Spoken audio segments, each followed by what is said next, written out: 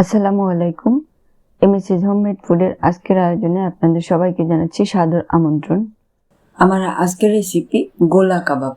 হঠাৎ করে কাবাব খেতে ইচ্ছা হলে, রেস্টুরেন্টে যেতে ইচ্ছা না করলে বাড়িতে রেস্টুরেন্টের মতো করে কাবাব তৈরি করে খেতে পারেন, যা খুবই মজার এবং খুব সহজ একটি রেসিপি। তো চলুন দেখি আজকের রেসিপি, গোলা কাবাব রেসিপি।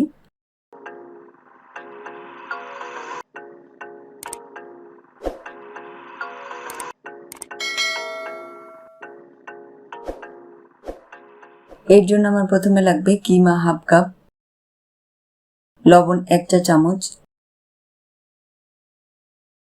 আদা বাটা 1 টেবিল চামচ, রসুন বাটা 1 টেবিল চামচ, ভাজা জিরা ধনিয়া গুঁড়া 2 টেবিল চামচ, গরম মশলা গুঁড়া 1 চা চামচ, আর জয়ফল জয়ত্রী 1/4 চা চামচ।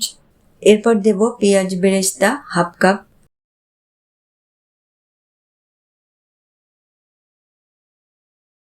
কাঁচামরিচ বাটা 1 চা চামচ, লাল মরিচের গুঁড়া 1 চা চামচ বা ঝাল অনুযায়ী। যদি আপনারা ঝাল পছন্দ করেন তাহলে আপনারা চিলি ফ্লেক্স দিতে পারেন 1 চা চামচ, সয়া সস 1 টেবিল চামচ, গোলমরিচ গুঁড়া 1 চা চামচ, সরিষার তেল 1 টেবিল চামচ, লেবুর রস 1 টেবিল চামচ, ভাজা ময়দা 2 থেকে 3 টেবিল চামচ। এই সবগুলো এখন ব্লেন্ডারে ব্লেন্ড করে নেব। আমার কিমা মেশিন আছে, তাই আমি এই কিমা মেশিনে মিক্স করে নিচ্ছি।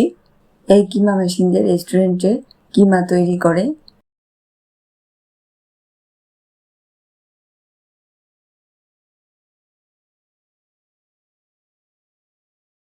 এটি ব্লেন্ডারেও করা যাবে, একই রকম হবে, একদম সফট হবে।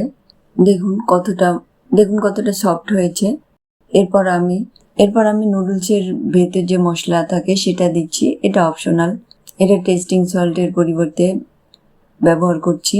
এরপর আমি একটু স্মোকি ফ্লেভারের জন্য একটা চারকোল অথবা কয়লা জ্বালিয়ে নিয়ে মাংসগুলোর মাঝখানে ফাঁকা করে একটি স্টিলের বাটি অথবা ফয়েল পেপার বসিয়ে এর মধ্যে জ্বলন্ত কয়লা রেখে দেব। একটু ঘি ঢেলে দেব, ঢেকে রাখবো 5 মিনিট। এরপর একটি মোটা লাঠির সাহায্যে কাবাবের শেপ দেব। আমি নিয়েছি বেতের একটি লাঠি।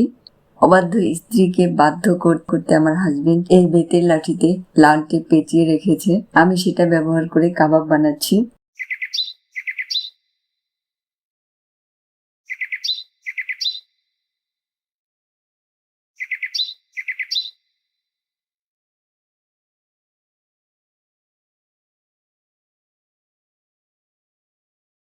বানানো হয়ে গেলে চুলায় ফ্রাই প্যানে সরিষার তেল দেব 2 থেকে 3 টেবিল চামচ।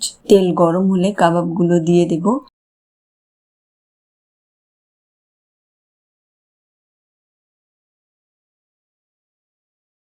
পাঁচ মিনিট ঢেকে দেব হাই ফ্লেমে। এরপর ঢাকনা খুলে দেব, এক পাশে উল্টে দেব।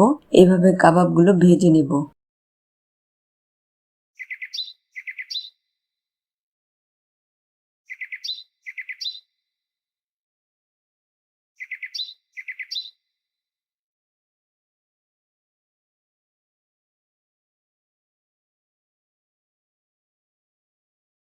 হয়ে গেল সুস্বাদু কাবাব।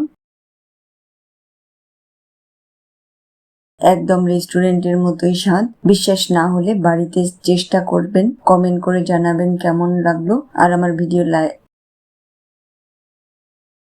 ভিডিও ভালো লাগলে লাইক দেবেন, না ভালো লাগলে ডিসলাইক দেবেন। আর আমার চ্যানেলটি সাবস্ক্রাইব করতে ভুলবেন না। ধন্যবাদ।